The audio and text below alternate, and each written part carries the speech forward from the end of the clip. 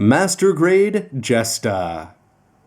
Hey, what's up again, everybody? It's Robert184, 2Rs2Bs, Gundam Reviews.net, and Char's down an antenna there, but it's time to compare the cool big shield over the left side attachments in the form of the Master Grade Jesta. You've already seen the unbox, the plates, and the parts, which are looking absolutely fantastic in terms of the detail.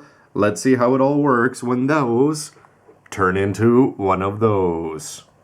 Before there's three.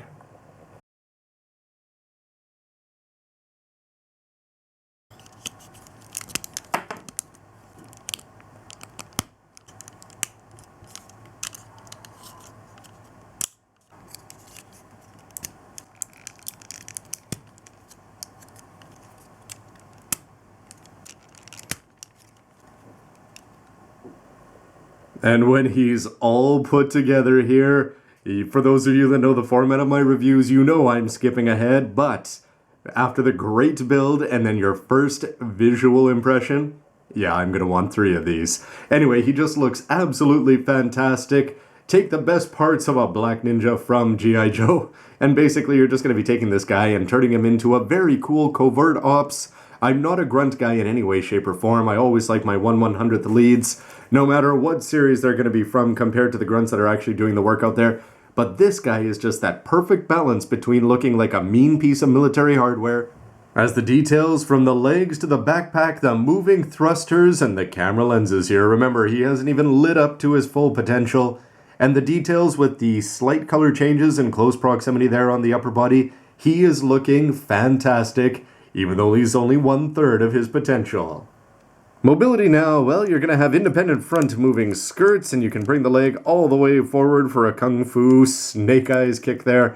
And remember that the knee is only going to bend the 90 unless you go for that hop down, and then you're going to be getting a much more impressive bend. Even though it's not going to look that great from the front, still it's a great idea, at least 135 there, once you account for the thrusters, which are going to be moving ever so slightly, but the ankles, look at that move off to the side. Front and back, really, what can't this guy do so far?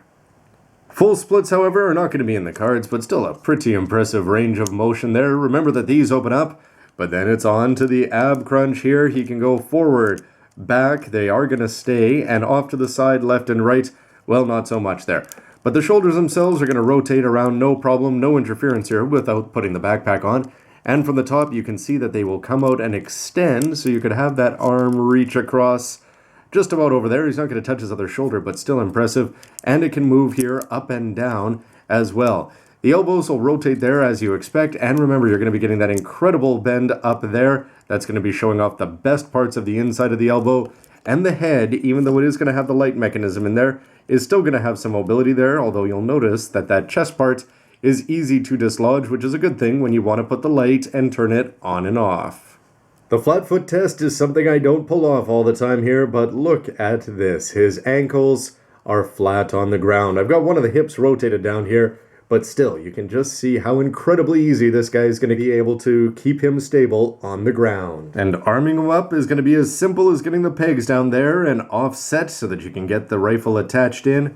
But ultimately, it's this feature here with the shield that I myself, and I'm sure lots of other people, have been waiting to see here. For a second impression, which is just going to continue along well with that militaristic theme there. The rifle in all gray is still going to look pretty good back there, and that arm with all of its moving parts looks great, but the shield with its multicolors of blue, the yellow emblem, and the white missiles there, you're not going to be able to twist it that well in a forward position there. But something to be cognizant of is that the first time that this was attached onto there, it fit like a glove, but then after that it's been getting progressively weaker, and it's very easy to dislodge it whenever you try to open up or even just twist it into a more forward position. And just before their fights, this is the high grade weighing in at 61 grams. And the master grade shield and beam rifle, which is the way I'm going to be doing this, clocking in at 185 or 6. And though the Jesta is a big boy here in master grade form, and for 4,000 yen, you'd expect that compared to the other, even bigger UC monsters from Gundam Unicorn like the Shinanju here, he is going to be looking very small and gymmish. With friend and foe alike here, Remember that this guy's going to be hulked out with his legs extended, and you could go and do the same cheating trick over here if you wanted to with the Jesta. However, I just remember whenever you're posing them though that you're wanting to make sure that both legs are at the same length, so don't forget to readjust it after you go for that big knee bend. And if you'll excuse the alphabet mishmash there on the back of this Rizal here, having built this guy in his general reveal colors, I became a big fan of the Rizal, and it's the kind of thing I haven't bought any of the blue ones, but it's now become very tempting. The Jesta over here, on the other hand, is going to be very similar in head height, be a little bit bulkier there in terms of the shoulders, although the legs are going to come across as being a lot skinnier, but it's just sort of cool that he's going to be relying on a simple, effective, and hopefully well-designed mechanical backpack back there, as opposed to the big guns that we've gotten used to on so many recent designs. However, this whole grunt line is definitely growing on me. And finally, here he is next to his high-grade Universal Century counterpart, which does a fantastic job of the color apps. He's missing some of the blue down there on the legs, but otherwise the waist section has everything that you'd expect, except for the reliance on a seal there. The chest is going to have everything. He's missing the gray app there on the shoulder, and I just went with gray seals all over the place, whereas with this guy, they are going to at least be giving you the one green one over there. But the biggest difference is going to be coming with the shield, as I painted up these white parts, which otherwise would be looking pretty plain, but it's all about the mechanism on the back. The high-grade Universal Century, this is the one arm that he's got in his out position, and then this is the one for the in. This guy can do it all. And before he gets posing here, it's a good chance to go and fix up that waist section, as you can add that circular ring around there, which isn't going to have any effect on the posability. And getting him into this pose here, outside of the shakes from the rotating turntable there, took zero time whatsoever. Is he going to be in the Goldilocks zone of exoplanets?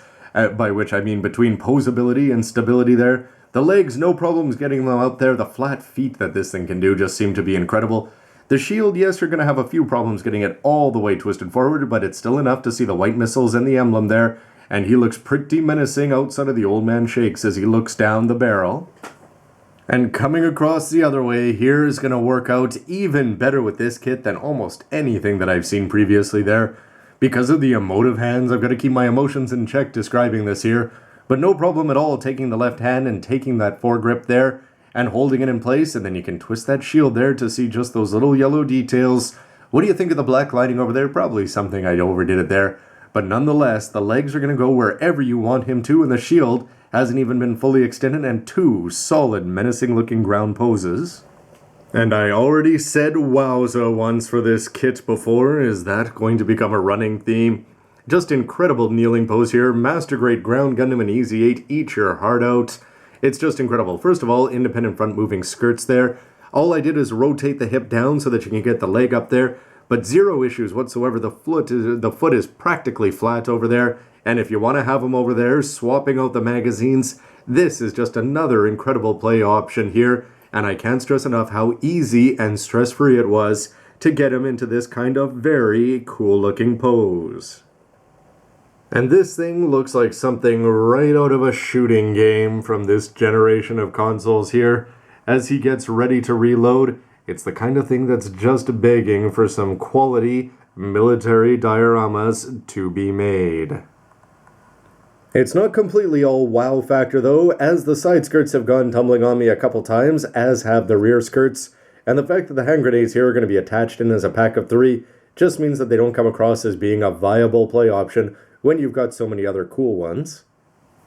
Now it's time for everybody's favorite game show. Can he grab his own beam saber and actually pull it out properly?